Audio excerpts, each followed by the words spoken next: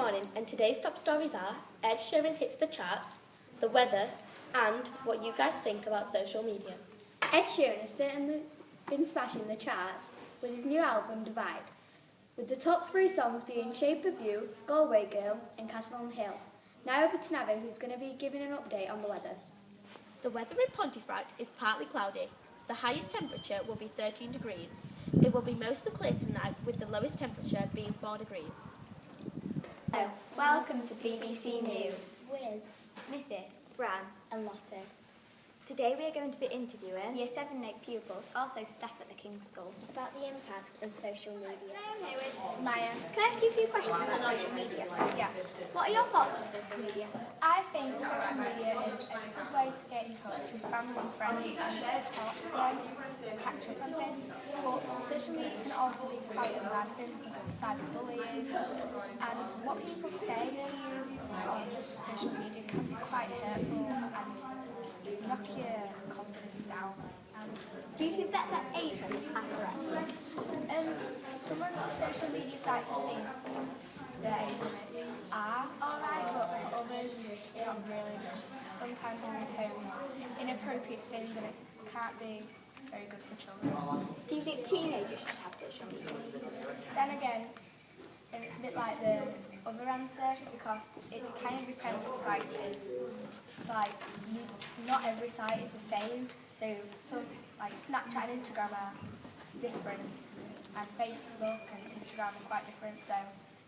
Thanks. Let's see how Fran's doing with her interview. It's Fran, and today I'm with Tillet. Can I ask you a few questions? Yeah. Do you think social media affects mental health? Well, it's like, if you're online, you don't actually know who you're talking to. So you could just bully someone and they wouldn't know who you are. If you did it face to face, they'd know who you are, and you could get punished for it. Do you think social media is good for mental health? Not really, because it can upset people a lot. Because you can be mean to people, because it's hard to say mean stuff in front of someone, whereas if you're online you can't see them and you can just write stuff and then get away with it. Okay, thank you, Tilla. Good afternoon, welcome to the BBC Newsroom. Today we are interviewing Caitlin. The first question is, do you think social media is educational? It sort of is, because you can follow accounts that can help you with your homework and your relationship. It can be really beneficial for your education. And there's also news accounts that can tell you what's going on in the world, and it's just going to really help you in your exams. Do you think social media is dangerous? Quite dangerous, yes, because a lot of people don't meet the age requirements, and then they go online and they get bullied, and then they start bullying other people, start hurting their feelings, and then the police can get involved as well. It's very serious. Okay, thank you. Let's go to the BBC News studio. Welcome to the BBC School News Report. I'm Tilly and this is Maya, reporting to you from the King's School. Coming up, is the 5-second rule really okay? Well, we'll be finding out other people's opinions later on the show. Dogs doing job interviews, and the scores from last night's football. But first, we all know the 34-year-old Prince William is the grandson of Queen Elizabeth II. But did you know he's an expert at dad dancing?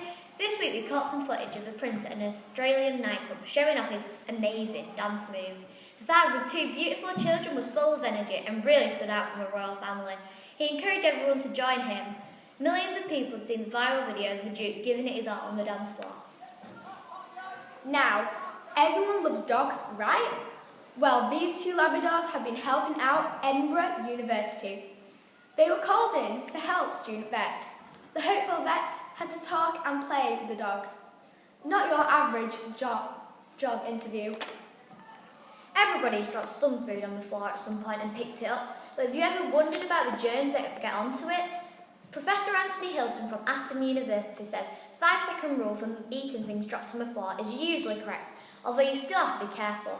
Things such as dirty foods, sticky foods and foods that have been on tiled surfaces are not okay. You can't eat those. If it doesn't fit in with what we said, then it's perfectly fine. What are other people's opinions? Caitlin thinks that the 5-second rule is okay, although Thomas thinks that the 5-second rule is disgusting, as germs can still latch onto your food within 5 seconds. Some different opinions there. What do you think? Here with Georgia, would it be okay if I could ask you a couple questions about social media? Yes, that's fine. What are your favourite social media-based apps? Snapchat and Facebook. Why are they your favourite? So I like sharing all my photos and videos from my friends. Okay. Say you've got a brand new app. Do you read the terms and conditions or do you just flick through them? I mainly just flick through them. This is the 10 o'clock BBC Evening News. Today, unfortunately, because he cannot join us by video link, we shall be on a phone call with Max, who shall be talking to us about his thoughts on the EU referendum and the idea of a second Scottish independence referendum. Max, I'm afraid you'll have to speak a little bit louder today, obviously because you're on a phone call. But what are your thoughts on Scottish independence and calling for a second referendum? I think Scotland should have the opportunity to be independent and see how it goes, but then again, it might go rapidly downhill and then it might be the United Kingdom once again. Nicola Sturgeon has been heavily criticising Theresa May's new Tory regime over the past few days. What are your thoughts on this? Do you think she is right, or perhaps that there should be more power within Scotland, as you've already said, we are a united kingdom? I think there should be more power based on Scotland because Scotland only has MPs and doesn't have as much of a say in the political running of both countries. But I think that both countries should have separate thought trains about different matters. However, there have been more politically, shall we say, higher up figures and more figures of actual government importance, MPs of Scottish than there have been Welsh and Northern Irish. For example, in the last few years alone, we've had a Scottish Prime Minister, Gordon Brown. So, do you not think that our country is united and perhaps Nicola Sturgeon is trying to throw her toys out of the pram, as it were? I do think that the countries are united, but I do not think that Scotland has enough power over what both countries do, or all the countries in the United Kingdom do as a whole. Both countries, both England and Scotland, rely on each other for both trade and security, and we are joined together by James I of England and James VI of Scotland, the Scotsman. So do you not think it would be perhaps somewhat hypocritical to say a man who joined two nations and was a Scotsman himself, for then that to be torn apart by the Scottish's good work of uniting two kingdoms and creating mass development and growth and financial security? Personally, I think it went fine before James I of England and James VI of Scotland brought the two countries together. They were just run by separate monarchs, as it were. So we should be able to have the opportunity for each country to be run by its own separate monarchy or government. On the idea of the thought of its own separate monarchy, if Scotland were to have a monarchy, the only possible heir could be Queen Elizabeth at this stage, seeing as any of the heirs so far have been proven to either be illegitimate or would at least take a good 10 years to find if Scotland were to have a monarch again. So therefore, do you think that seeing as a lot of land in Scotland is owned by the Crown and their establishments, for example Balmoral or Balmoral Estate, that they could therefore take that away from the state and the Crown and separate things and funding that is received through Scotland through the rest of UK general tax? Personally, I think that Scotland should be able to own Balmoral and the Balmoral Estate, as you said, because it was once Scotland's, but now the English monarchy has taken over that estate and buildings. So I think Scotland should be able to re-own them once again. Well, on the point of Balmoral, Balmoral was actually created after James I's time and was actually first occupied as a Scottish resident by Queen Victoria.